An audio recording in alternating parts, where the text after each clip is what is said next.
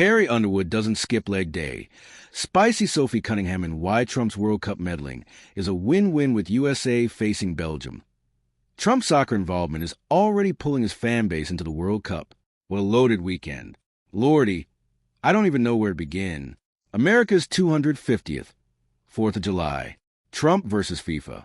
The Marlins did something downright unacceptable yesterday afternoon. NASCAR last night. USA soccer tonight. Holiday schmoliday. The news cycle doesn't sleep just because the calendar says it's supposed to. And she certainly didn't sleep this weekend. Let's dive in. Welcome to a Monday Nightcaps. The one where Carrie Underwood shows America she doesn't skip leg day during a patriotic performance at the John Deere Classic. What else? I've got fallout from Trump's phone call to FIFA, including why I think the move was such a no-brainer. Sophie Cunningham's perfect response to the WNBA nonsense, and this Marlins manager should be fired today after what he pulled Sunday afternoon. Seriously, this got buried in the FIFA news of the day, but it deserves some attention. And now it'll get it. Grab you any beer for tonight's game, as long as it's not Anheuser-Busch. And settle in for a Monday cap. Trump's FIFA call was such a no-brainer.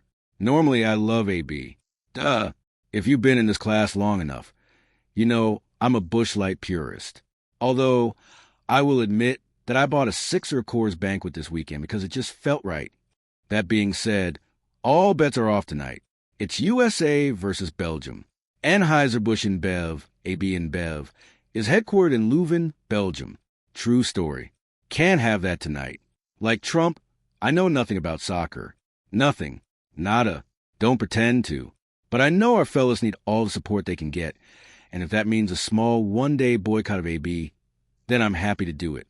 It's called making sacrifices. Libs. Look it up. Now, speaking of the libs and Trump in tonight's game, let's check in with Donald J. Trump, who has amazingly made himself the center of attention. Incredible. Just when you start to think he's lost his fastball, he paints the corners with 99. How does he do it? I think the referee's call was horrible, and nobody talks about that. They talk about the red card like it's fine. The referee's decision to red card, I didn't know what the hell a red card was, and when I found out, I said, "You gotta be kidding." I said, "Wow, that's a lot of power, that's terrible." And then I looked at his pass, and it wasn't so great. Look, this was such a win-win for Trump politically. Let's just be honest. There really is no bad outcome from him interfering in FIFA and World Cup matters. None. Scenario A. USA wins tonight. Trump continues to be praised and probably shows up at the next game and gets a massive standing ovation in what would be the most watched broadcast of the year. The left implodes. Scenario B.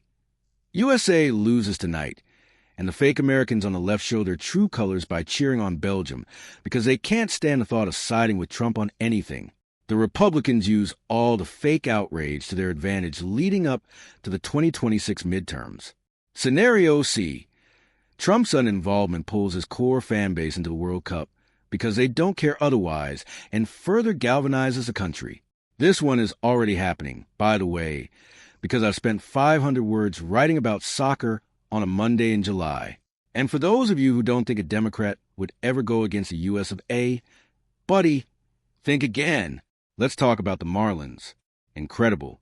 Just imagine, for a second, waking up in the morning and doing something like that on the weekend of America's 250th birthday. These people are nuts. Truly unhinged. The TDS, Trump derangement syndrome, is off the charts right now. Again, it's a win-win for him. Easiest call ever. Frankly, what a birthday weekend. Okay, let's move it along, because we've all got a game to gear up for in a few hours. I know most of you missed it, but I will not let Marlins manager Clayton McCullough off the hook for this nonsense he pulled yesterday by pulling a pitcher in the middle of a perfect game. Just ridiculous. What happened to the game we all loved? Pulling a pitcher in the middle of a perfect game is indefensible. Do you know how rare perfect games are? This wasn't a no-hitter. Those are a dime a dozen at this point. But perfect games almost never happen.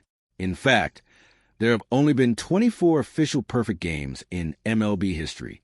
24. Baseball has been around for a century, give or take. It's really been around for much longer, but we'll just go back 100 years to make it a nice, round number. In that time, we've only seen 24 perfect games. And Clayton McCullough robbed us of a chance to see number 25. Fans were furious. Players, I would hope, are furious. And guess what? The Marlins nearly blew it. They barely won the game. Carrie and Sophie take us into the week. Just pathetic. McCullough, by the way, had this to say after the game. Going into this game, 90 plus a batter was a pitch count that I felt comfortable with him coming back off the time on the IL, and us looking to play beyond the regular season. He said, Yuri is going to be an important part of that.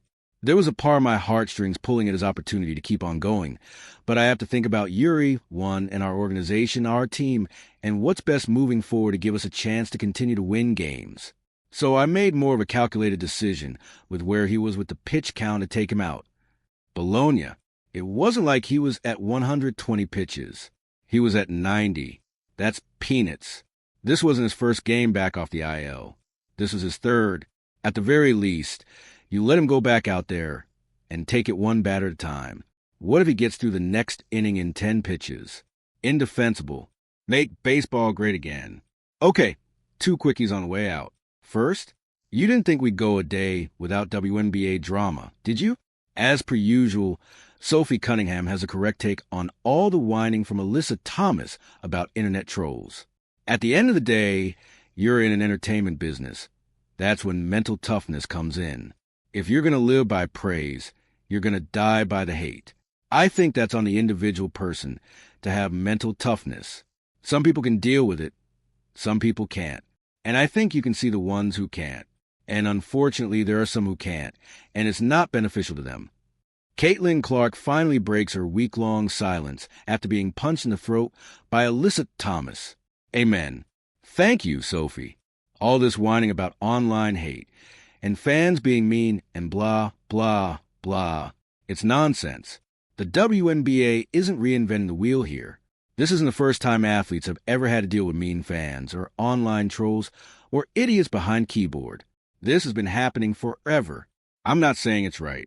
It's not. I'm saying if you're really upset about it, you need to get thicker skin and toughen up. That's what Sophie is saying, too, by the way. Her statement may have been a little more buttoned up, but we both arrived at the same destination. Once again, she nailed it. Okay, that's it for today. What a weekend. What a start to the week. I think we're in for a special night. Take us home, Carrie Underwood.